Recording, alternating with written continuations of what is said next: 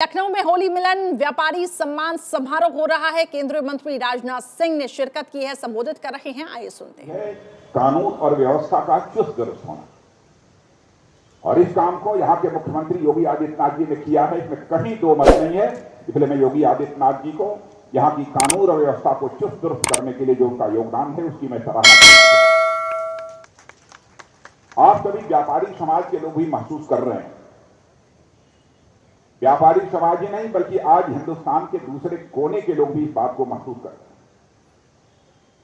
और हमारी सरकार का जहां तक प्रश्न है, कारोबार का जहां तक प्रश्न है, व्यापार का जहां तक प्रश्न है, सबसे ज्यादा भागीदारी यदि किसी की होती है तो छोटे और मझोले व्यापारियों की। छोटे और मझोले व्यापारियों की यदि भागीदारी न हो, मैं विश्वास के साथ कह सकता हूं, किसी भी देश की अथवा किसी भी राज्य की अर्थव्यवस्था में जो ताकत आनी चाहिए, मजबूती आनी चाहिए, वो किसी भी सूरत में आ नहीं सकती।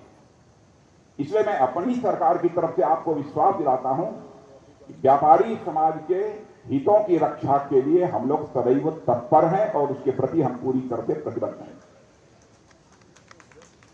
इस बार भारत सरकार का जो केंद्रीय बजट पेश किया गया था, उसमें छोटे व्यापारियों की वो कुछ राहत भी दी गई है। उस विस्तार में जाकर यहां पर उल्लेख नहीं करना चाहता हूं।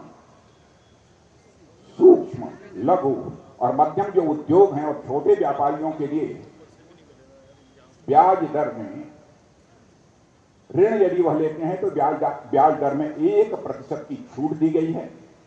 और 3 करोड़ के कारोबार वालों को, एमएसएमई का जो कारोबार करते हैं उनको भी टैक्स में छूट दी गई। बजट में कई प्राथमिकताएं निर्धारित की गई हैं।